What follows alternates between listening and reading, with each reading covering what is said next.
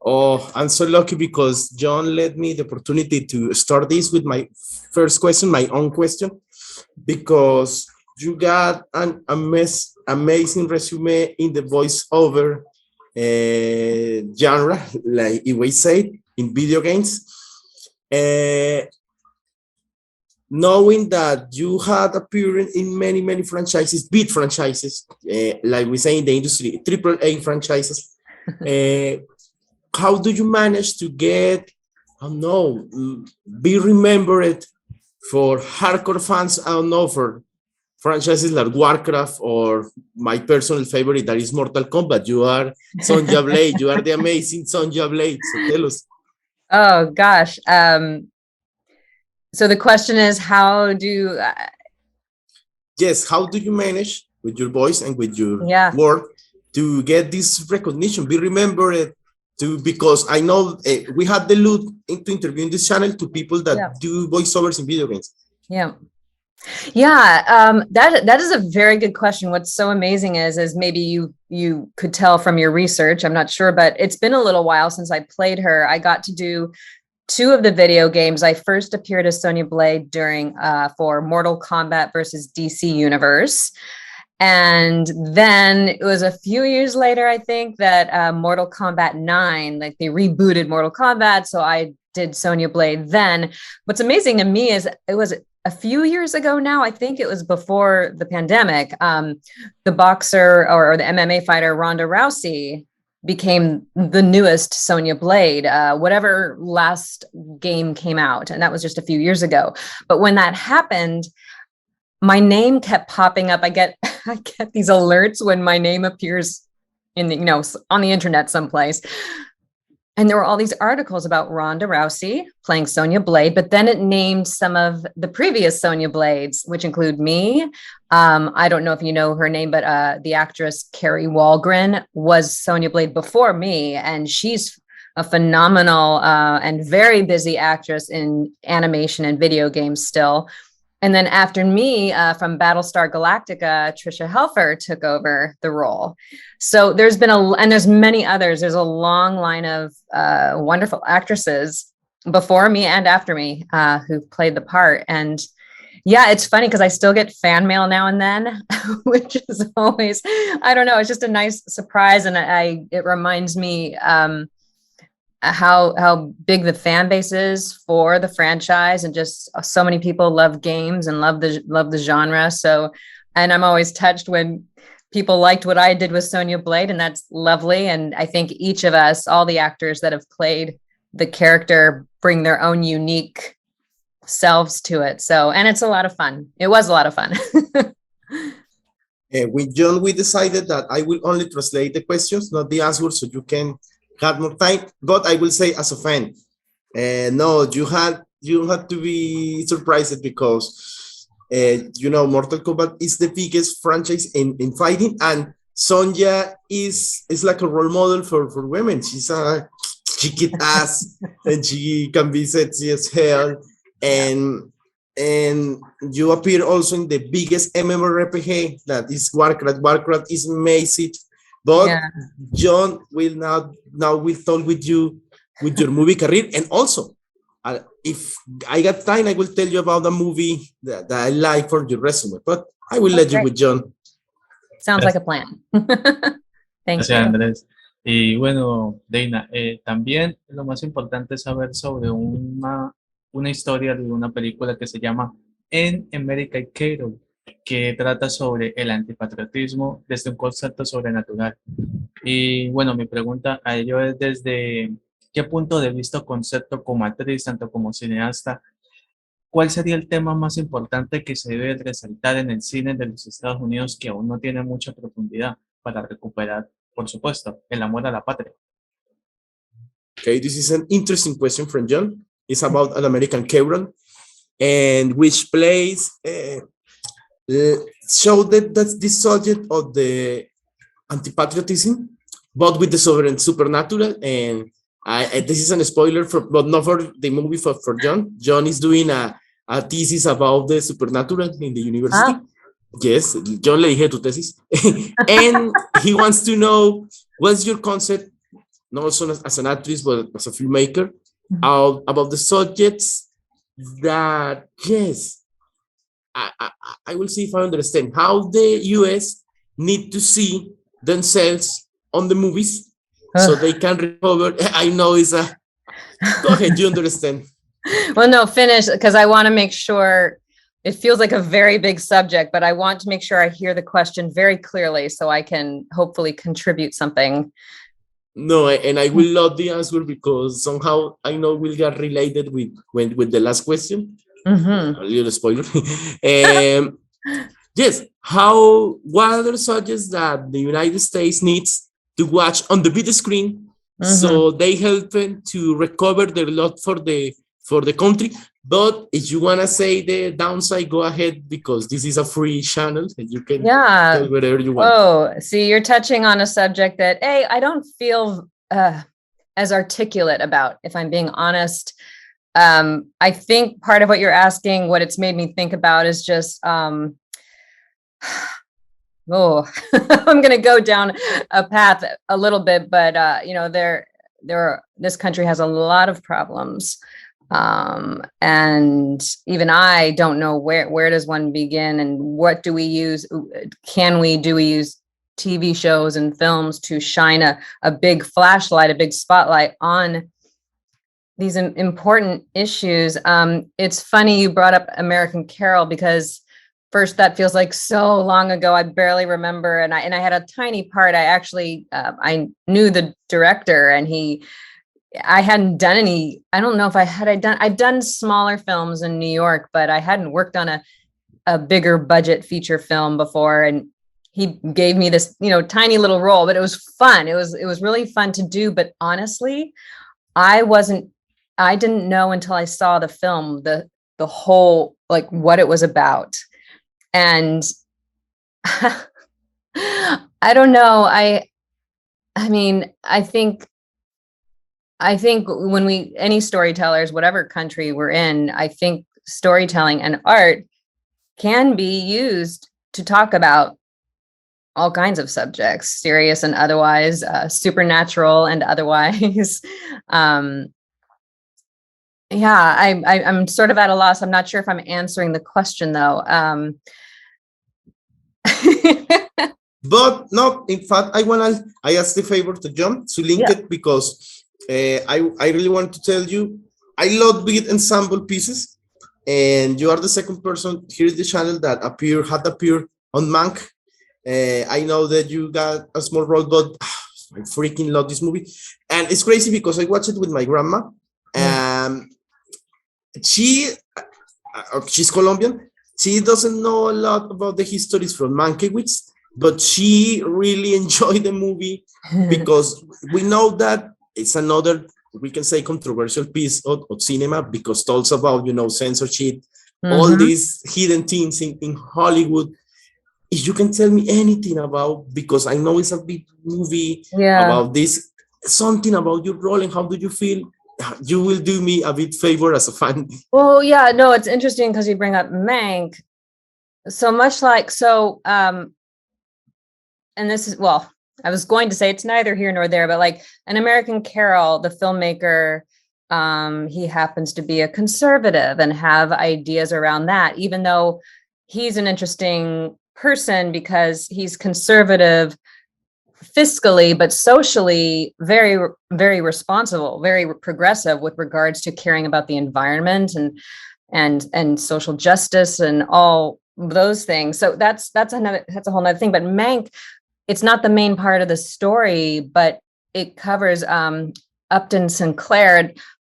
It's the time of McCarthyism and the beginnings of the evilization. That didn't sound like a real word to me, but like communism, socialism, all bad, like no matter what. I mean, I'm neither a communist nor a socialist, so it's funny, I'm reading about Robert Oppenheimer right now, and he went through, he was a victim of McCarthyism, but that's a whole nother story. But the demonization, my country has been very good at demonizing groups of people, political ideologies, political parties, so it becomes about the other, I'm in this corner and we're good, and you all are, we're gonna shut you down in a sense, and prevent your particular message from being heard. And in Mank, there was that was the time in the 30s, starting in the 30s, certainly, of once upon a time, the Americans who first started leaning into the ideas around socialism, communism. In their minds, it really was about the working man and equality for all. But then there were the darker sides that ultimately became known about. And again, I'm so not a politician, so it's really hard for me to speak on this, but there are some very ugly aspects to certain ideologies too. But again, I live in America and I consider myself an independent personally, because I can't stand the labels of, I consider our political system to be kind of sick. It has a problem and it has spread like a disease in our country, so that there's people pitted against, there's you, and then there's me, and yet if you got in your car and went on a road trip to one of the other states that supposedly, my state, California is a blue state, so we don't like the people in that red state. But if you were to travel through and you meet people, and ultimately people are decent, people are good when they're, I don't know, there's something about, I don't know what it is. I don't have any answers. I wish I did, but it's hard. It's one of those things that keeps me from, I can't watch news, I'll read to know what's happening in the world. But if I dive into the, details too much, it just depresses me, frankly. So I think Mank was depressed too about Really, I cannot wait for the questions from my friend, but I gotta tell you a little trivia from the channel. Yeah. Because yesterday we talked with Tim. Tim is one of the actors from Don't Look Up. This is because you know that we are going to talk about another big movie from this year, but later. But it's crazy because I tell you an anecdote to Tim.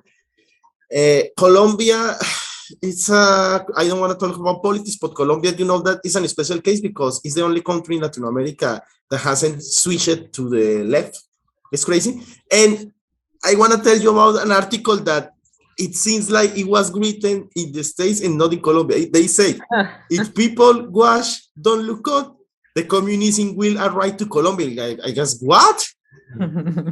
I need to show you my t-shirt. It's not from Warcraft, but it's kind of Warcraft thing, because we need, it's crazy. Warcraft is two big armies fighting. It's like a representation for reality. We need you as the high priestess to solve everything, please. I wish I could go poof. You all just sit down and be quiet. There's some people that we see on TV or here on the radio that I just want them to just sit down and shut up or go away. Just, can you please, let's put them on one of those spaceships and send them out. Just send them away. Sometimes I dream about this. So. Or in The Simpsons, sending to the sun. No, okay, no. I need to translate this to Jhon. Jhon, okay. Si tengo que traducir esto chiquito. Le dije que la necesitamos, que ella se convierta en la sacerdotisa de Warcraft y solucione todo. Después te traduzco el resto. Continúa. Perfectísimo. Algo de ahí. Bueno, también vale recalcar que hay dos cortometrajes que son muy importantes, que es From Jar and the Pacing, que tratan sobre lo bonito que es del amor, pero ambos en situaciones muy descabelladas, por decirle, un tanto fuertes, que es sobre las enfermedades que afronta el ser humano a lo largo de su vida y también sobre el suicidio. Pero me gustaría saber sobre la perspectiva de Dana sobre en el tiempo actual, con lo del COVID, con todas estas experiencias de pronto tanto positivas y negativas que ha traído la pandemia, ¿qué conceptos aún se puede visualizar en el amor, que se pueda plasmar más adelante en el cine, acorde a la experiencia que tuve en estas dos historias? Another interesting question from John. He saw sometimes I envy him because he watched so many words from the interviewers. They also he shared me, and he watched. I had to watch it, by the way. From Jar and in the pacing, he said that these short films deals with love, but in like tragedy. I don't know, something about suicide, something about diseases, and knowing the times that we live now with, the pandemics. What is the concept, on of course the bad experiences, what is the concept that you got in love about love and all the aspects that you wanna show in your work, in them? I don't know, it's something about love. I don't know if you want to talk about in general or in particulars about these short films that I really need to watch. Are you talking? We're talking about In Passing. In Passing and Front Yard. Oh, Front Yard. Yeah. Oh, yeah. Well, really, one of the things those two movies have in common, I think, is about people who are lonely. And love, as they say, when you're dying on your deathbed, the thing that's going to be flashing through your mind is the people that you loved in your life, who the relationships. And there are some lonely people who never find that. I know for Front Yard, and both of those are comedies, by the way. So that's what's fun about that. They're people. I love playing people with troubles in life. It's much more interesting than people who have happy, easy lives, right? But playing like the woman in Front Yard, she was fun. And she was a woman who had these walls up. And I think I've always felt like when people put their walls up, it's simply because they're afraid. Because what if you let someone in? Letting yourself be loved and fall in love is scary. And I know, I'll speak for myself. When I was really young, I would keep, I never let anyone in. And I would make sure if I was dating someone, and I would tell him, I can't date you anymore. And I wouldn't have a good reason, but I know deep down, like now looking back, I know I would do things like that because, well, if I get rid of him first, then he can't hurt me. It was always about just being afraid to let people in. In the case of In Passing, and that's always going to be one of my favorites that we did. It's about two lonely people who literally fall in love. So the thing, am I giving something away by sharing this? Two people jump off a building. I mean, that happens at the top of the film. So you kind of know how it will end. But in 5 minutes, you see two people fall in love, and to have that before the end of their lives, as it's tragic, it's funny, it's touching, and it's tragic.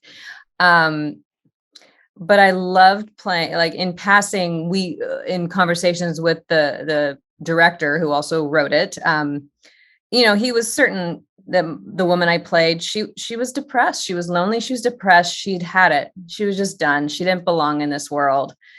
And so really her intention was to end it all. And same with the guy, just feeling like two people who didn't belong. People didn't feel seen or loved, which is quite sad. But then that's why, when we had screenings at various festivals, I think we did almost 100 festivals around the world it won a student Emmy award, which is, if you know the Emmys and Oscars here in America. So it won, even though it's a short film, the Emmys give out awards to the graduate film students and whatnot. And anyway, we won the comedy Emmy.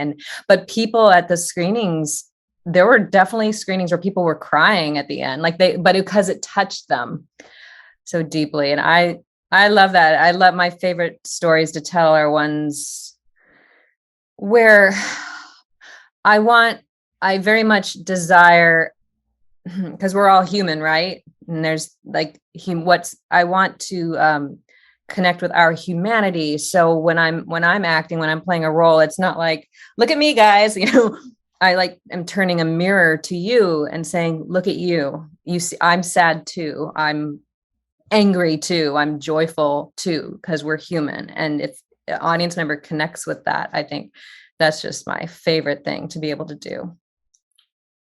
I will say this in Spanish and then I will translate. Jhon, tú los viste, ¿cierto? Claro. Te envidio. I was telling to Jhon, Jhon, did you watch it? Yes, I envy you. I was so moved about how you telling, and I really need to watch that. Not only with the translator, but wow, Jhon continue. Jhon continúa. Ella en realidad me conmovió. You really moved me. Go ahead. Bueno, pasemos para estar un poco, estamos conmovidos, también como ponerle un poco de picante, como algo de interés en el tema. Hay dos películas que son como que los personajes de ella siempre es como la mano derecha de los protagonistas. Hablo de Ultrasonido. Ultrasonido es una de las historias que tiene que ver sobre las problemáticas de las parejas en el matrimonio, y también cuenta BEING THE RICARDOS, que es la historia de, obviamente, la mujer, la secretaria. Así, entonces, ella en todo sentido trata como de arreglar la situación y estar pendiente y todo, pero el tema más importante es saber desde qué aspectos consideraría o hubiese considerado de pronto que BEING THE RICARDOS o Ultrasonido hubiera tener más profundidad respecto a recuperar el amor, como aconsejar, como es a Cupido. ¿Cómo sería ese consejo o esa temática que de pronto hubiera faltado en su personaje? Okay, it's great because we are not only going to talk about the big fish that is BEING THE RICARDOS that I know. I feel so great because they already won big awards in the Golden Globes. Mm-hmm. I cannot wait from the Oscars. And I really need to watch it. I really need to watch it because of course, I like my 30s, so I remember something about Love Lucy. Yeah. Of course, I love as a Hispano-American, I really like Javier Bardem. But I feel great with Jhon because he also included another film that from the last year that needs more recognition, that is Ultrasound. And Jhon wants to know, I think that is the final question. What subjects or aspect you will consider that can go deeper in the filming, not only these movies, but in the cinema, when they deal the subject about recovering love? And of course, wherever you want to talk about these two productions, because you know, when they starting with the nominations, people are going to, oh, I really need to watch those movies because I missed them. So go ahead. Yeah, the camera is yours.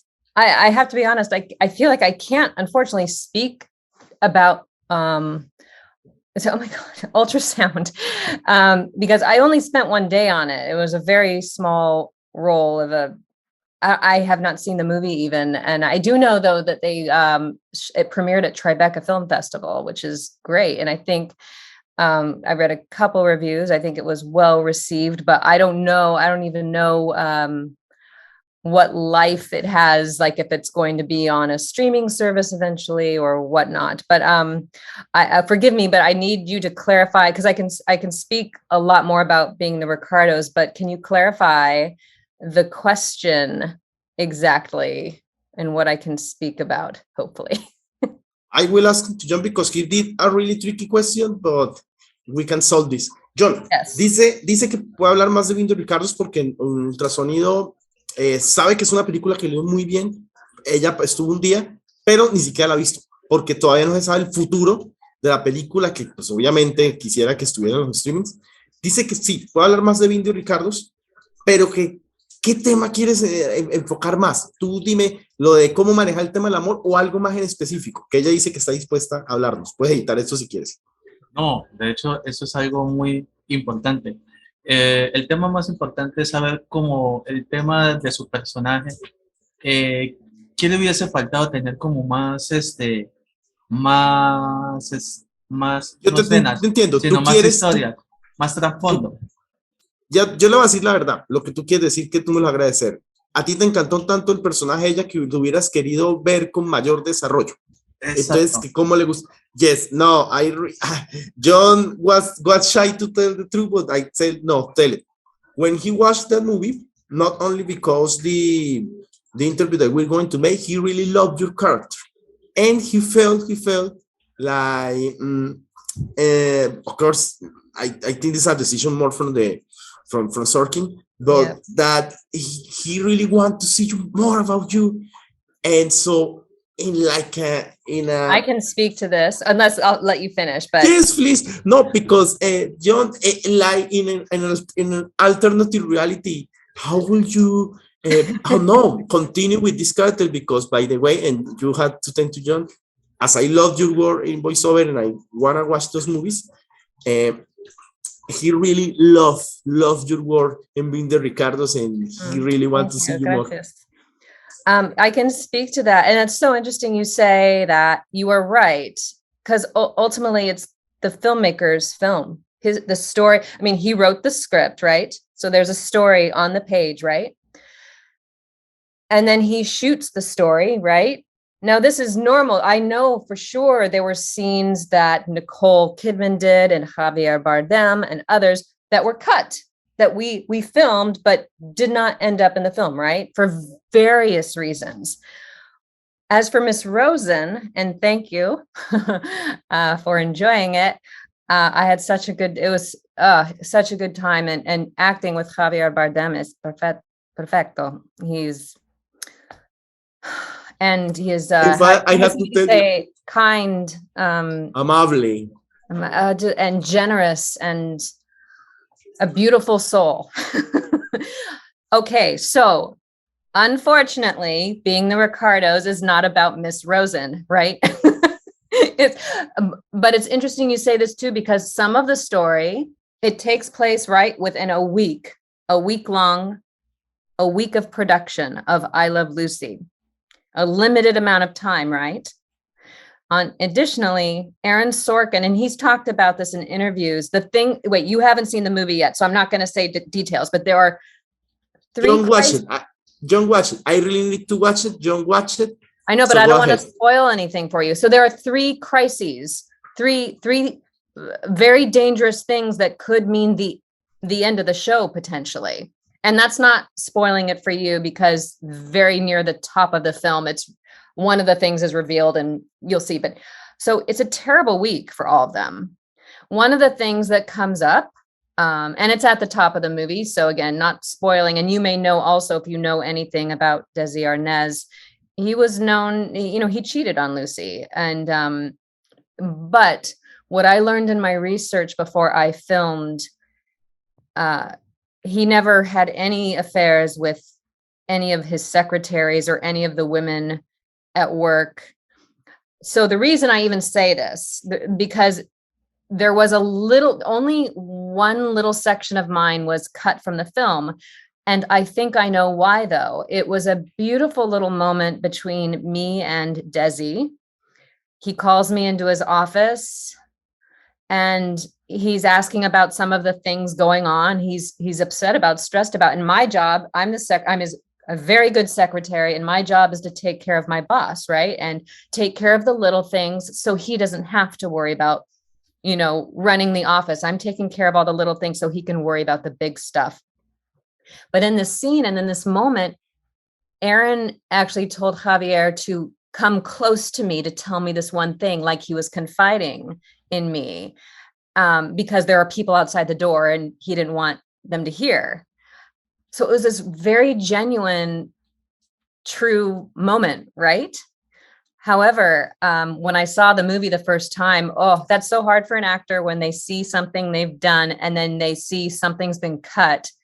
And it's upsetting at first. And I was so looking forward to this moment, but I think it didn't, because it was such a, I believe it was such a genuine personal moment that I think if audience members were sitting watching it, some might have wondered if there was anything more between these two. And I could be wrong. I'd love to ask Aaron someday, but the story is not about Desi and his secretary, right? And so I think this little moment I'm talking about, I think it was cut because I think it would have distracted from the bigger and frankly more important story. I am not one of the top, the top 4 stars of the film. That wasn't my role in this. So yeah, I mean, in another universe, yeah. So I think a friend, must have been a friend, joked, "Hey, I want to see the Miss Rosen show."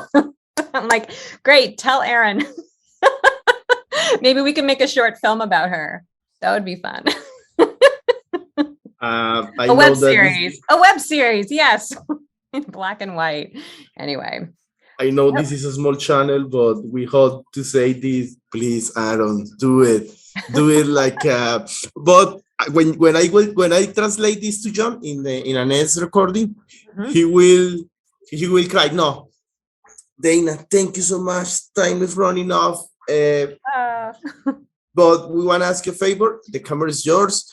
Go ahead and say hi to the channel, to the people from Colombia, to say your social media so people can follow you. And if you want it, because like I said in the beginning, you appear in big franchise, doing amazing stuff with your voice. If you want to say a phrase, something from Warcraft, from Sonja Blade, or for Weaververse, but Weaververse is crazy. You see the women wearing the blouses with the 3 verses. It's crazy. It's crazy. I can't remember any lines. It's been so long since I played Sonia and Lady Leodrin. But I want to tell you something. This is like a data from video games. And you say it, Mortal Kombat 9, it was the game that revived the whole series. In fact, it's like the best game from the series, and you appear. So no, and this is a secret. I'm a straight guy, but I always choose Sonja. She kick ass. She says the phrases. No, go ahead. Can you remind me of some phrases? Maybe I'll pick one. Okay. But when I search for one, please say hi to the people from Colombia. Say your social media. Go ahead. And end with my Sonia. Yes, I will search for the phrase. Okay, so I should talk now, though. Yes. Hola, Colombia. ¿Cómo estás? ¿Están? I've forgotten my Spanish. I'm so sorry. I wish. Anyway, thank you for having me. Muchas gracias. And let's see. I have some social media handles to share with you. Most of them are my name, which is Dana Lyn Baron. And I will tell you, my name is spelled DANALYN BARON. So just one N and one R in my last name. People like to add letters, which is why I name it. So Instagram is at Dana Lyn Baron. Facebook is at Dana Lyn Baron. Twitter is at Dana Lyn Baron. YouTube is Dana Lyn Baron. And my website is danalynbaron.com. I think that's it. And the catchphrase is combat time. Combat time. Oh, yeah. Hold on. Combat time. Ha! Yes. No, wait. Jhon, ah! Jhon, you want to say something? ¿Quieres decirle algo pues, a la gran sacerdotisa? Wow, que muchas gracias y que no, si pues se puede hacer la de Weaververse, me encanta. I love it. If you wanna, before we done, see, you remember something for Weaververse? Jhon will love it. Oh my gosh, that was such a fun one too, playing Nom Nom's therapist. Oh my gosh, I don't remember what I said. It was so long ago, and they give you the script the day of, so you don't study it for a long time. So if she was a therapist, then she must have said something like, "How are we feeling today? Are you all right? Oh dear." Yes. All the fans from Weaververse, thank you. Here is crazy. Like I say, couples walking with their blouses and shirts from the 3 verses. It's so tender. But Jhon, lo que quieras decirle. Thank you so much for having me. This was so much fun. I promise to translate. Don't worry, remember everything. I promise to translate everything. I trust you. I trust you. Now watch my movies. Yes. You have to forgive me, but I watch man, and I love it. I'm very glad to hear that. Okay. No, thank you. You have no idea. I will tell you later. No, if I really got a raw date, and you make it better. I'm glad. Yeah. And yes, my job will be done right. I remember everything. I know, Jhon, we got so many emotions, but no, thank you so much. It's really an honor. Thank you. Yeah. Can I, before we go, I have a quick question. Because I'm always just so curious how I know you, Jhon, I think, emailed my publicist, but I was just curious how you I'm like always curious, how do people find me? Jhon, ¿cómo la encontraste? How'd you find me? Bueno, visualicé el historial de los cortometrajes, el de In the Pacing y From Yard. Entonces ahí te busqué y visualicé que estabas en Being the Ricardo y Web Bits. Y ahí completamente. It's crazy because Jhon searched for your short films, and it was a bit surprised from him now that you were in Being the Ricardos and we were Beers, so it was like, wow. So it's for the short films. We love short films. This is a channel for showcase everything, and you are part now from the royalty of the people from the channel that did do voiceover. You have to. I know you will see some names that you recognize. Yeah, men and women. That's great. Yay. Yes. Well, thank you again. Oh, this is great. And you all have a very good night. It's 8:37 there, yeah? Yes. So like the East Coast of US. So you're just down, yeah. And it's very hot here. It seems like I think we are like 34 degrees yes, you know. You're closer to the equator, right? So it's yes, a little hotter. It was hot here today, though. Since it's January, it's actually really warm, like a summer day. But it is California, so. No, we don't have the sea here, and I'm crazy wearing black clothes, but I do it for the love for arts and movies. It's all great. All right. Gracias. Muchas gracias. Muchas gracias. Chao. Chao.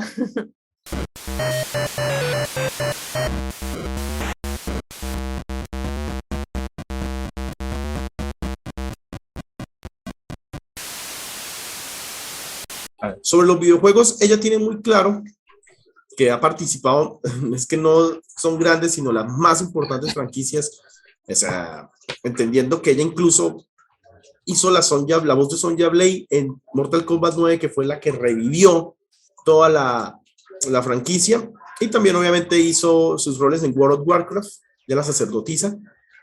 Contó una anécdota muy graciosa, porque pues hace el conteo, ¿no? Fue en Mortal Kombat 9 y ya vamos como en el 11. Dice que cuando Ronda Rousey fue nombrada como la nueva Sonya, pasó algo extraño porque el nombre de ella fue el que empezó a salir, así como el de las anteriores voces, personas que hacían la voz de Sonya, y fue una locura porque eso explotó más o sea, le dio más fama el dejar de hacer la voz que el hacerla, porque todos los fans empezaron a escribirle a las voces anteriores. Entonces ahí fue cuando la gran base de fans de Mortal Kombat descubrieron que ella fue la del 9, entonces explotó eso. Ese es un dato interesante. Sobre American Carol, wow, esto va incluso unida con una pregunta que yo le hice. Entonces metamos a American Carol Imán.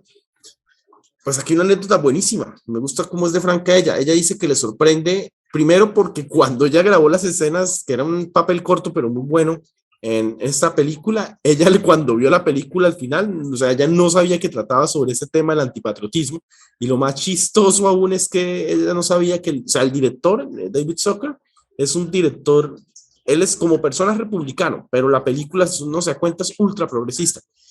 Ella dice que tenía temor de hablar de este tema, porque ella siente que este mensaje de antipatriotismo tiene que dar con mucho cuidado. Entonces yo le pregunté sobre Man. Dice que de hecho sí, que le fascinó estar en Man, y que es lo que se habla del macartismo se está viviendo ahora. Eso la llevó a leer a Oppenheimer, de hecho, y dice que hay que entender que ambos lados son nocivos, o sea, que ella no se considera ni comunista ni socialista, eh, pero que ella entiende que ambos lados del espectro son muy, muy nocivos. Dice que es necesario tener esta conversación. Yo le conté la anécdota que nos contó nuestro amigo Tim con Don't Look Up, pues que decían que los medios colombianos decían que si la gente ve esta película iba a ganar cierto candidato. Entonces ella dice que nada, que estas discusiones son necesarias y por eso llamó a estar en estas películas. Sí, dice que son controversiales, porque incluso por más que las temáticas hablan de los años 30 y 40, se sienten muy reales. Después hablaste sobre dos cortos, que por cierto ahí está el trabajo favorito de ella, bueno, está Front Yard y The Pacing. Eh, pues bueno, aquí el spoiler está desde la sinopsis, entonces no hay problema. Sí, Front Yard trata, ambos cortos tratan con temas durísimos como son las enfermedades y el suicidio. Front Yard dice que incluso recuerda una anécdota de joven, que uno tiende muchas veces a encerrarse en las cuatro paredes para no afrontar el amor y cuando uno se da cuenta pues la vida les pasa, pero In the Pacing fue el que más amó, realmente es el de una historia de amor entre dos suicidas, por así decirlo, porque habla de hecho lo mismo lo anterior, tienes que aprovechar la vida, o sea, puedes amar en cualquier momento más inesperado. Pero con eso lo resume todo y entendiendo obviamente que es su corto más importante, su trabajo más importante. Y pues sobre BEING THE RICARDOS saca la historia agridulce. Primero sobre ultrasonido. Dice que ella trabajó un día, que sabe que es un largometraje que la está rompiendo porque se estrenó en Tribeca, pero que todavía no se sabe el futuro de esa película. O sea, más, podría estar sonando para el otro año en algo, porque no se sabe si se va para streaming, si se va para cines. O sea, es una película importante, pero ella ni siquiera la ha visto. En cambio, sobre BEING THE RICARDOS hay una historia triste, pero ella la contó acá con mucha sinceridad.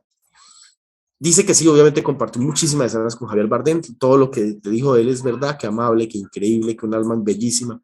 Pero yo entendía que la película no era sobre ella, sobre la relación de ella laboral, hay que entender, de ella como la señorita Rosen y él como decía Ernest, sino pues sobre obviamente Lucy, que es Nicole Kidman. Pues hay un problema acá, ella lo dijo. Una gran escena entre ellos dos, que el director la cortó porque resulta que si no la cortaba hubiera cambiado el curso de la película. Y de hecho la película me dio a entender que trataba tres temas y esos tres temas eran muy complejos manejarlo. Entonces se cortó una escena muy importante que primero pues donde ella salía bastante y pues que hubiera cambiado incluso el tono, donde ella casi hubiera sido una especie de protagonista, pues no Nicole, pero ella dice que quedó en buenos términos con Aaron, que de pronto, yo le dije que pues en un universo paralelo, pues de hecho hay suficiente material para hacer o una serie o un cortometraje sobre la señorita Rose. Dice que hay suficiente material que como se le planteó en la pregunta, en un universo paralelo se podría hacer incluso una serie o un cortometraje. Entonces, por eso yo le dije una broma, tanto en broma como en serio, pues, esperando que el canal, que yo sé que en algún momento sí tenga la autoridad, pues decirle como a Aaron Sorkin que por favor lo retome, porque sí, se podría hacer incluso una película, bueno, hasta te lo planteo a ti, no sé, sobre la señorita Rosen, porque hay suficiente material. E incluso hubiera cambiado el tono de la película. Estaba a esto de decirle que hay un dato curioso en su vida en Divino, que ella ha hecho 2 películas con J.K. Simmons y nunca compartió pantalla con él. Es una locura. Una de estas es esa. Y pues nada, ahí creo que nos lo dijo todo. Dice que incluso no recuerda muchas de las líneas de los videojuegos que ya ha hecho. Por eso aquí le recordamos esto, le conté lo de Weird Beers, que aquí esto es una locura. Ella nos regaló un pedazo de una línea de Weird Beers, obviamente de la increíble Sonja Blade. Es tan honesta ella que dice que incluso que no se siente preparada para hablar de estos temas, pero esto no la demoré en entrevistas porque nos habló de política, de lo sobrenatural.